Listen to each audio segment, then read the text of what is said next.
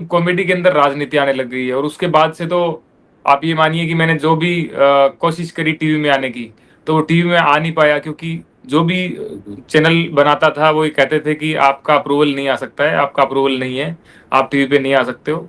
तब मुझे यूट्यूब का सहारा लेना पड़ा, फिर मैं यूट्यूब पे करने लगा। तो यूट्यूब पे किया तो पेट्रोल पंप वाले वीडियो पे मुद्दा उठ गया, उस पे केस होने को तैयार हो गए। फिर अभी रिसेंटली जंगल सफारी का बनाया मैंने, उस पे भी केस होने को तैयार हो गए। तो जो चीज़ें जो चली तो मुझे यूँ लगा कि यार राजनीति जो है वो कॉमेडी में आ रही है और राजनीति में अगर देखा जाए तो कॉमेडी चल रही है।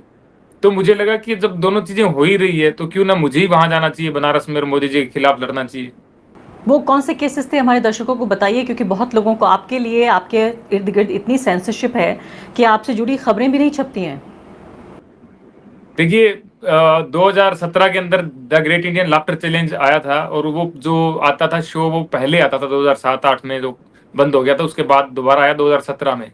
तो मैं वो शो देख करके मुझे सपने आए थे कि यार मैं भी एक ड्रीम रखता हूँ कि टीवी में आऊँगा और लाफ्टर चैलेंज में ही आऊँगा।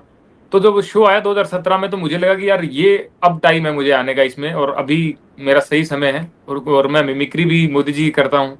और इतना सब बढ़िया लगा, इतना सबने एन्जॉय किया, अक्षय कुमार ने खुद ने एन्जॉय किया। वो तो 1 महीने बाद पता चलता है कि ये जो टेलीकास्ट होना है ये नहीं होगा अब क्योंकि ये सेंसर हो गया है, इसको नहीं कर सकते हो आप। तो उसमें कोई राजनीति वाली बात नहीं थी, इतनी सही-सही चीज़ें थी। मोदी जी के बारे में तो इतना कहा हुआ था कि भाइयों-बहनों बेबी को बेस पसंद होगा, बेबी को बेस पसंद है, बेबी को बेस पसंद होगा लेकिन मुझे तो देश पसंद है। तो इसमें कहाँ मतलब ये था कि अब वीडियो हटा दिया जाए। राहुल गांधी जी के बारे में था कि भाइयों-बहनों मैं बचपन में चाय बेचा करता था। ट्रेन में किसी को चाय दी, एक गिलास दिया तो पकड़ते ही बोले, "देखिए भैया, देखिए, ये जो कप है, इसमें ना भैया चीनी है, ना कोई चाय है, ना दूध है।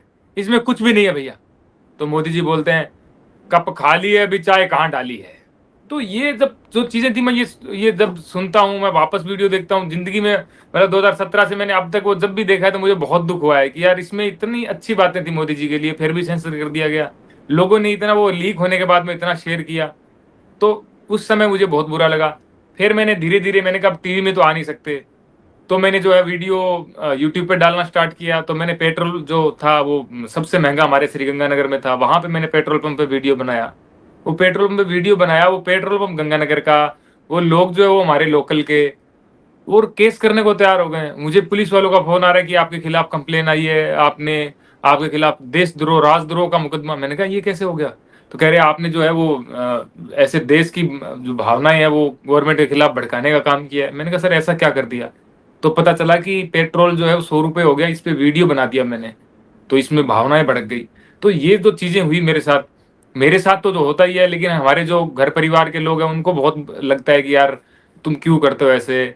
लेकिन मेरा जो दिल है वो मैं ही जानता हूँ कि यार इसमें क्या बुरा है। लेकिन जब चीज़ें यूँ होती है ना तो फिर बहुत पीड़ा बहुत होती है। जैसे मोदी जी कहते हैं पीड़ा होती है, तो पीड़ा हमें भी होती है। फिर उसके बाद में अभी जैसे जंगल सफारी वाला जो मोदी जी ने वीडियो बनाया, अभयारण्य गए, इधर-उधर गए, मैंने भी बनाया, मोदी जी ने भी खाना खिलाया, मैंने भी खिलाया। मोदी जी ने खिलाया तो कोई दिक्कत नहीं थी, मैंने खिलाया तो वाइल्ड लाइफ का उल्लंघन हो गया। तो उल्लंघन हो गया तो मेरे पे वो चीज़ें चली, केस-वेस, बोले आप पे होगा, कोर्ट में जाना पड़ेगा, नहीं तो आप जो है माफ़ी माँग लो। मैंने कहा ठीक है अभी वो नील गाय है उससे माफ़ी माँग लेता हूँ, उसको ही मैंने खिलाया था। अगर उसको कोई स्वाद में बुरा लगा या कोई नियम का उल्लंघन हुआ है तो ठीक है माफ़ी माँग लेते हैं, मोदी जी तो ऐसा करेंगे नहीं कभी। तो मैंने जो है वो माफ़ी के तौर पे मुझसे 11,000 रुपए भी वहाँ पे फाइन के तौर पे लिए गए, तो मैंने वो दिए भी। अब वो नील गाय तो 11, अब जो है ना अब मुझे और कुछ करने को रह नहीं गया है। मज़ाक करते-करते फिर हमें भी वाराणसी जाना चाहिए और वाराणसी में मोदी जी हैं, तो मोदी जी के खिलाफ जाएँगे, तो और भी बढ़िया रहेगा। बस यही विचार थे मेरे। क्या शानदार बोलते हैं आप श्याम रंगीला। मुझे नहीं मालूम वोट आपको कितने मिलेंगे, लेकिन आपको सुनने बहुत लोग आएँगे। मैं खुद आपकी एक तरह से फ़ैन हो गई एक बार फिर से। कितना शानदार आप पिरो जिस तरह रहे हैं, यही खतरनाक है। और मैं आपके इस पूरी हँसी में, मज़ाक में छिपी हुई वो पीड़ा देख पा रही हूँ। उम्मीद तो ये थी कि आपकी योग्यता, आपके टैलेंट को देश देखता, लेकिन अभी हम आपके मज़ाक के पीछे छिपी हुई पीड़ा हम देख रहे हैं। मुझे ये बताइए कि इससे पहले कि मैं वाराणसी के ऊपर आऊँ और ये आपसे जानने की कोशिश करूँ कि कितने गंभीर हैं आप इस चुनाव को लड़ने के लिए, वाक़ई कहीं मज़ाक तो नहीं कर रहे हैं? वाक़ई सिर्फ़ खबरों में आने के लिए तो ये सब नहीं कर रहे हैं? मुझे बताइए कि 2017 से लेकर अब तक 7 साल गुज़र रहे हैं। आपका पूरा सफ़र कैसे रहा? आपका करियर कैसे रहा? आपको किन-किन मुश्किलों का सामना करना पड़ा? आपके जैसा प्रतिभाशाली व्यक्ति जो कि अपने सिर्फ़ ज़रा से 1 डेढ़ मिनट की वीडियो से आप ट्विटर पर ट्रेंड करने लगते हैं। इतनी प्रतिभाशाली व्यक्ति को क्या कारोबार मिल रहा है? क्या आपका पेट भर पा रहा है? आपको रुपया पैसा मिल पाता है? देखिए, बहुत ही अच्छी आपने बात मुझसे पूछी है। और रुपया पैसा जो है ना, वो मैंने अगर पैसा देखा होता कभी, मतलब एक मुझे ये भी लगता है कभी-कभी, मुझे खुद पे गुस्सा भी आता है इस चीज़ में। तो जैसे मोदी जी ऐसे बना के बोलते हैं ना कि मैं मुझे लगता है कभी-कभी मुझे ये छोड़ देना चाहिए। मैं क्यों करता हूँ ऐसे? तो मुझे भी लगता है कि मैं क्यों करता हूँ ऐसे? मतलब मेरे जो साथ वाले लोग हैं, जो बाकी कॉमेडियन हैं, ब कोई राजनीति से दूर हैं, अपना काम कर रहे हैं, पैसा कमा रहे हैं। क्योंकि जहाँ पे कांग्रेस की गवर्नमेंट है, वो भी उनको बुला रही है, जहाँ पे बीजेपी की है स्टेट में, वो भी उनको बुला रही है शोज़ में। मुझे कोई नहीं बुला रहा क्योंकि मैं दोनों की मज़ाक उड़ाता हूँ। तो 2017 तक तो मुझे बाद में शोज़ मिलते थे कि हाँ, ठीक है, ये करता है। लेकिन बाद में धीरे-धीरे मिलना कम हो गए और मुझे बाकायदा रीज़न भी बताया जाता था कि यार ये मतलब आप पे ये इश्यू ये आ रहा है, थोड़ा-सा ये ना पॉलिटिकल का इश्यू आ रहा है।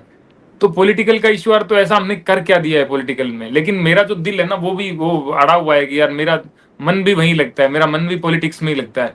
अभी मिमिक्री की जब बात आती है, तो लोग कहते हैं कि मेरा घर मोदी जी की वजह से चल रहा है, मैं मोदी जी की वजह से जो है फेमस हुआ, मैं मोदी जी की वजह से ही जिस थाली में खाता हूँ उसी में छेद कर रहा हूँ, जिससे घर चल रहा था उसी के सामने खिलाफ खड़ा रहा हूँ।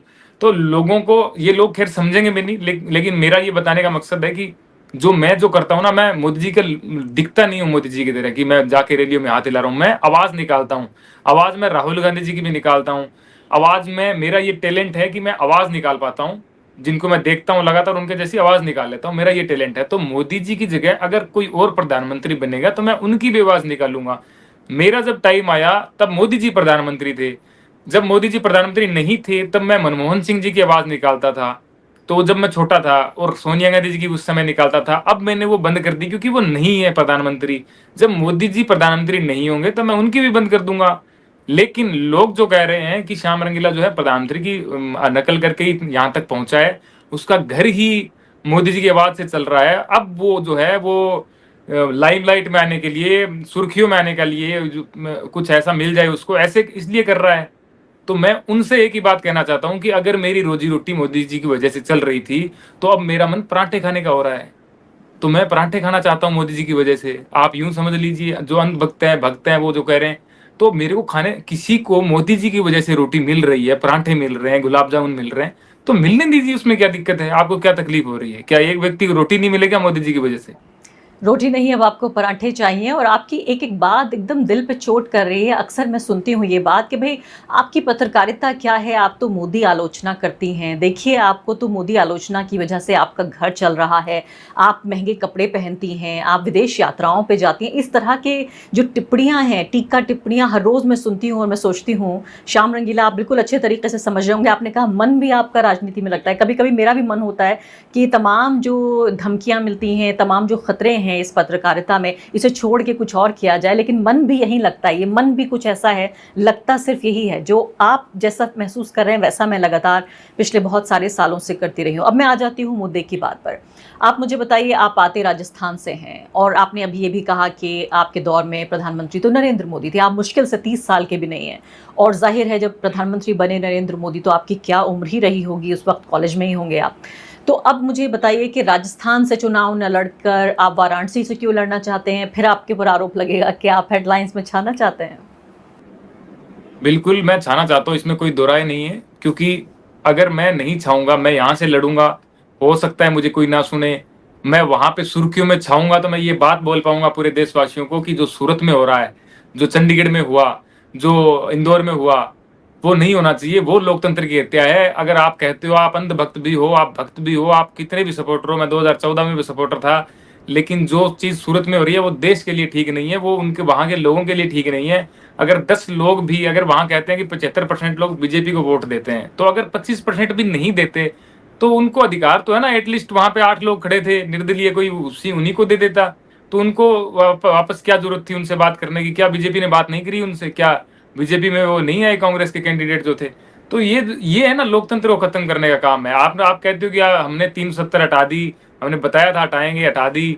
राम मंदिर का जो राम को लाए उनको लाएंगे, बहुत बढ़िया बात है, राम मंदिर बनना ही चाहिए, बन गया, मैं जाऊंगा बिल्कुल उसमें धोखा लगाऊंगा, सब चीज करेंगे, बहुत अच्छी बातें हैं। लेकिन आप ये देखिए कि आप जो है ना लोकतंत्र का यहाँ पे हत्या कर रहे हैं, जो जैसे सूरत में आपने करी, तो मुझे वो बहुत पीड़ा होती है। तो मैंने वाराणसी इसलिए चुनी, मैंने कहा वाराणसी चुनेंगे, वहां पे मोदी जी खड़े हो रहे हैं, और मोदी जी जो है मैं उनकी नकल करता हूँ, मेरे को लोग सुनते हैं एज ए मोदी जी। जब मोदी जी बीच पे जाते हैं तो मैं उनके बीच के वीडियो बनाता हूँ, जब मोदी जी कुछ और करते हैं तो मैं वैसे ही करता हूँ। तो अब मोदी जी चुनाव लड़ेंगे तो मैं भी चुनाव लड़ रहा हूँ। और मोदी जी ने तो कहा था कि भाइयों बहनों, जो जिस भाषा में समझेगा मैं उसको उसी की भाषा में जवाब दूंगा। तो मैं जो है उसी पे चल रहा हूँ, मैं मोदी जी को उन्हीं की भाषा में जवाब देने के लिए वाराणसी जा रहा हूँ। अगर राजस्थान में होता तो मैं उस भाषा में जवाब नहीं दे पाता। तो मैं तो सोच रही हूँ कि थोड़ा देर हो गई, प्रधानमंत्री हमें इंटरव्यू नहीं देते मोदी जी। सोच रही थी आपको बिठा के एक रोज सारे वो सवाल पूछ लेती जो मुझे पूछने थे प्रधानमंत्री से कम उनकी शक्ल न सही तो उनकी आवाज़ में कुछ जवाब तो मिल जाते।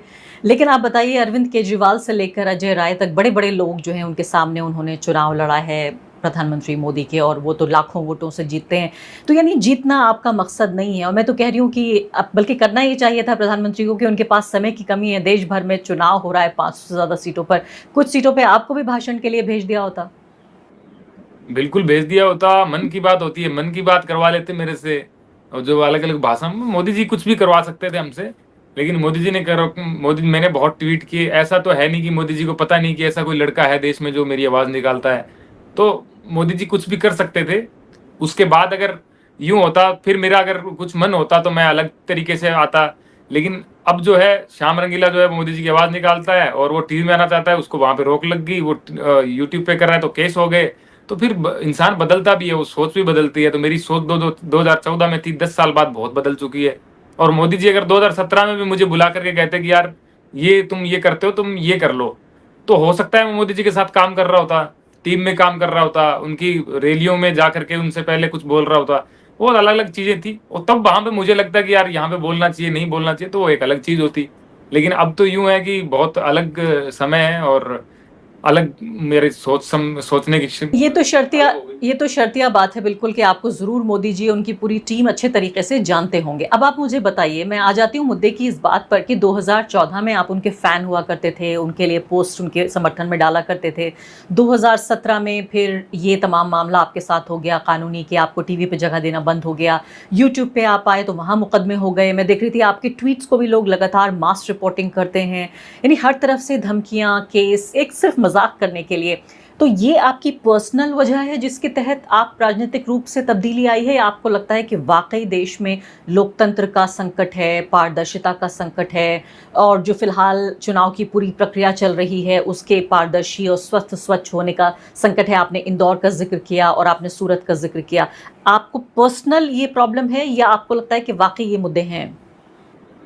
दोनों चीजें हैं, पर्सनल प्रॉब्लम भी है और दूसरी चीज भी है। अगर मेरी पर्सनल प्रॉब्लम नहीं होती तो मैं फिर भी सोचता, या फिर मैं एक लेवल होता बात करने का, मतलब कि अगर मैं ऐसी चीज होती तो मैं मेरे दोस्तों में इधर उधर ग्रुप में जैसे सब लोग करते हैं, बाहर आने से डरते हैं, तो मैं थोड़ा सा यूं सोचता कि चलो चर्चा हो रही है कि यार ये गलत हो रहा है, ये गलत हो रहा है। लेकिन जब मेरे पास और कुछ करने को ऑप्शन नहीं है, मैं अगर यूट्यूब पे भी करूंगा तो मुझे पता है कि कहीं ना कहीं जैसे मेरे पे हो रहा है तो चीजें चलेगी। तो मैं जो है, जो अब माहौल दिख रहा है मुझे, अभी मैं 1 महीने भर पहले भी मुझे इतना नहीं था कि मैं यूं करूंगा, कि मैं लड़ी लूंगा, मैं वहां पे यूं करूंगा, इतना कुछ बोलूंगा, सब चीजें मुझे पता नहीं था, ये कोई सोची समझी चीज नहीं है। लेकिन जब ये हुआ कि नामांकन वापस ले रहे हैं लोग, तो थोड़ा सा लगता है यूं, लोग फोटो डाल रहे, मतलब पीछे बैठे हुए हैं कांग्रेस के कैंडिडेट और स्माइल कर रहे हैं, और मतलब इसको जीत समझ रहे हैं। तो मुझे लगा कि जाना चाहिए वहां पे। और सबसे बड़ी चीज ये है, बात सिर्फ बीजेपी की नहीं है, लोकतंत्र की हत्या सिर्फ बीजेपी नहीं कर रही है, सम्मिलित उसमें वो 2 लोग भी हैं जो कांग्रेस के थे। तो अब मैं किसी के लिए बोलूंगा कि भैया आप लोकतंत्र की हत्या कर रहे हो, तो ये बात भी तो ना करवा तो वो ही रहे हैं। तो जब कांग्रेस की इतनी बड़ी पार्टी है जो विरोध में लड़ रही है, उनको दो मतलब 543 लोग चाहिए, उनको वो ईमानदार नहीं मिल पा रहे हैं, वो एकदम वो नहीं मिल पा रहे हैं कि ये हमारे 543 है। ये तो अगर 543 अगर 200 कांग्रेस के जीत जाएं तो ये तो बाद में भी ले सकते हैं, बीजेपी वाले तो कभी भी ले सकते हैं। तो ईमान तो वो है ना, वो किसी का खुद का ही नहीं है। तो लेकिन बात वो है कि सूरत में जैसे हुआ, तो सूरत में जो हुआ वो नहीं होना चाहिए था। वहां पे जीत ही रहे हैं, जहां पे नहीं जीते फिर तो बीजेपी करेगी करेगी। तो चीजें जो है वो हो ही रही है, इसी वजह से मुझे लगा कि मुझे जाना चाहिए। चलिए, ये तो मान लिया आपकी बात से इतना आश्वासन तो मिल रहा है आपकी बात से कि कम से कम आप तो अपनी जो नामांकन है वो वापस नहीं लेंगे। मुझे कम से कम इस इंटरव्यू से तो ये एहसास हो रहा है। अब मुझे बताइए कि वाराणसी जाकर आप नरेंद्र मोदी की आवाज़ में मिमिक करेंगे, वहाँ भाषण देंगे? अगर आपको देना हो कुछ सेकंड का भाषण तो कैसे देंगे? हमारे दर्शकों को ज़रा सुनाइए। देखिए, मोदी जी जैसे भाषण देते हैं, सबसे पहले तो अगर मैं जैसे बनारस में कभी गया नहीं हूँ, तो मैं अगर मुझसे कोई पूछता है कि आप गए हो क्या, मैं कहता हूँ मैं नहीं गया हूँ। लेकिन अगर मोदी जी होते ना और मैं वहां पे पहली बार जाऊंगा, तो मैं मेरी अलग बातें करूंगा। अगर मोदी जी की मैं तरीके से बात करूं, तो मैं अगर जाऊंगा तो जाते ही बोलूंगा, भाइयों बहनों, मैं बनारस में आज आया हूं। साथियों, आपको यकीन नहीं होगा, बनारस से तो मेरा पुराना रिश्ता रहा है, मेरा बहुत पुराना नाता है जी। जब मैं बचपन में गाना सुना करता था, खाई के पान बनारस वाला, तो मुझे पीड़ा होती थी कि ये बनारस का पान मैं कब खा पाऊंगा। और इसलिए आज मैं बनारस में आकर के आप सबके बीच आपके बनारस का पान मैं खाऊंगा, तो मेरा जुड़ाव हुआ कि नहीं हुआ। तो ये अगर मोदी जी के तरीके से मैं बोलूंगा तो ऐसी बातें होंगी वहां पे। क्या अद्भुत आपके अंदर प्रतिभा है। आप ये सोचिए, दर्शकों को यकीन दिलाना चाहती हूँ कि मैंने बिल्कुल श्याम रंगीला को ये नहीं कहा था कि मैं आपके साथ कार्यक्रम के दौरान आपसे मैं ये चाहूँगी। बिल्कुल इनप्रॉम्प्टू, जिसे बिल्कुल कहते हैं, एकदम स्वतः तरीके से ये फूटती हुई प्रतिभा है श्याम के अंदर। और बड़ा दुख भी हो रहा है कि इस तरह की प्रतिभा को ये देश बजाय इसके कि निखारता, आगे बढ़ाता, प्रोत्साहन देता, जेल की हवा खाने की धमकियाँ मिल रही हैं और उनके करियर को किस तरह से सप्रेस करने की कोशिश हो रही है। श्याम, अगर अब जब नई सरकार बनेगी, नए प्रधानमंत्री होंगे या यही पुराने प्रधानमंत्री फिर नए दोबारा हमें मिलेंगे, मैं नहीं जानती, मुझे बताइए आप किस तरह का माहौल आप चाहते हैं देश में? कॉमेडियंस के लिए होना चाहिए, वो लोग जो आर्टिस्ट हैं उनके लिए होना चाहिए, किस तरह का आदर्श माहौल चाहते हैं आप?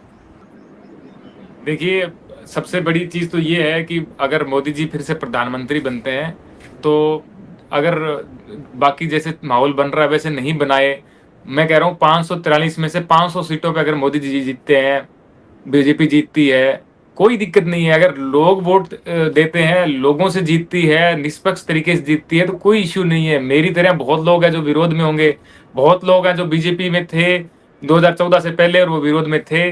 तो यही तो लोकतंत्र की खूबसूरती है। मेरा कोई भाई है तो वो कहेगा मैं बीजेपी का सपोर्टर हूँ, मैं कहूँगा मैं कांग्रेस का हूँ, ये कहेगा मैं आम आदमी पार्टी का हूँ।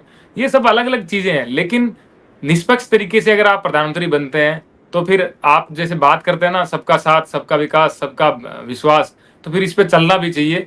और कॉमेडियंस के लिए तो ये चीज है कि कॉमेडियंस का कुछ हक होता है, वो उस अपने दायरे में वो चीजें करते हैं, तो वो कोई दिक्कत नहीं है। और वो लगभग करते भी, आज वो टाइम रहा नहीं है इतना कि लोग समझते नहीं है इस चीज को। तो जैसे मेरे साथ हो रहा है वैसे किसी और के साथ ना हो।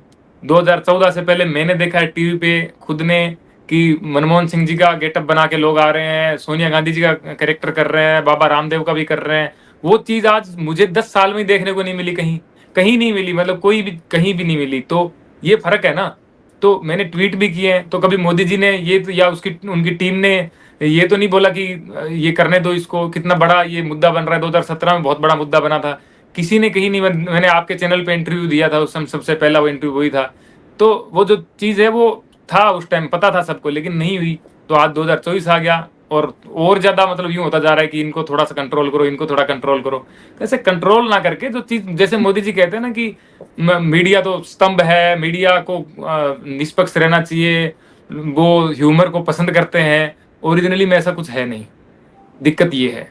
तो ये हो तो कोई दिक्कत नहीं। और दूसरी चीज ये है कि लोग जो कहते हैं ना कि श्याम रंगीला की रोजी रोटी मोदी जी की वजह से चलती है, मैं इस चीज पे 100% एग्री हूँ। मैं बहुत तहे दिल से धन्यवाद करता हूँ। मोदी जी अगर मेरे सामने भी आएंगे, सपने में भी आते हैं, तो मैं पैर छू लेता हूँ, उनके आशीर्वाद लेता हूँ, इसमें कोई दो राय नहीं है। बहुत बढ़िया, बहुत ही प्रख्यात और बहुत ही उस लेवल के व्यक्ति हैं जिनकी मिमिक्री करके मैं इतना फेमस हो गया। मुझे पैसे भी मिले, मुझे शोज भी मिले, इधर उधर कुछ काम भी किया मैंने, यूट्यूब पे व्यूज आते हैं उनकी वजह से आते हैं। लेकिन मैं ये भी विश्वास दिलाना चाहता हूँ कि मोदी जी की जगह अगर कोई और प्रधानमंत्री बना, मैं तो फिर भी काम करता रहूंगा। मैं ये विश्वास दिलाना चाहता हूँ। अब फिलहाल बिल्कुल मैं मेरी रोजी रोटी चल रही है, लेकिन आगे भी मेरी किसी न किसी की मिमिक्री करके ही चलेगी। ये मैं भरोसा सबको ये दिलाना विडंबना है, क्योंकि अगर मैं मोदी जी की जगह होती तो मैं समझती कि शायद आप तो सिर्फ मेरी पॉपुलैरिटी में, मेरी लोकप्रियता में इजाफा ही कर रहे हैं और ज़्यादा लोगों तक पहुंच रहे हैं। अब आखिरी बात, आपको शुभकामनाओं के साथ आप बताइए कि मैं मान के चल रही हूँ कि आप जीत गए नरेंद्र मोदी के खिलाफ। नरेंद्र मोदी वाराणसी से श्याम रंगीला के खिलाफ चुनाव लड़ते हुए नरेंद्र मोदी हार गए। श्याम रंगीला अब वाराणसी के नए सांसद होंगे। हजारों लोगों की भीड़ आपके सामने है और आप एक जो विजयी घोष है वो दे रहे हैं, आप एक विक्ट्री स्पीच दे रहे हैं। क्या बोलेंगे आप? भाइयों बहनों, पहले तो यही बोलूंगा मैं, भाइयों बहनों, आप सबका बहुत बहुत धन्यवाद। मुझे कभी लगा नहीं था कि इस प्रकार से आप मुझे सपोर्ट करेंगे।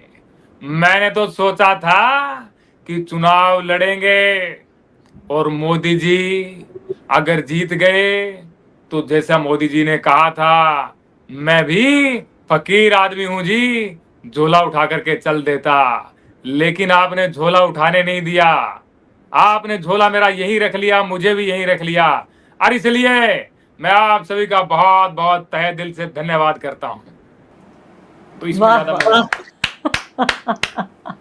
कमाल है आप, कमाल है बिल्कुल, वाकई शानदार, बेमिसाल, शानदार, बाकमाल, क्या शख्स है आप। बहुत बहुत शुक्रिया।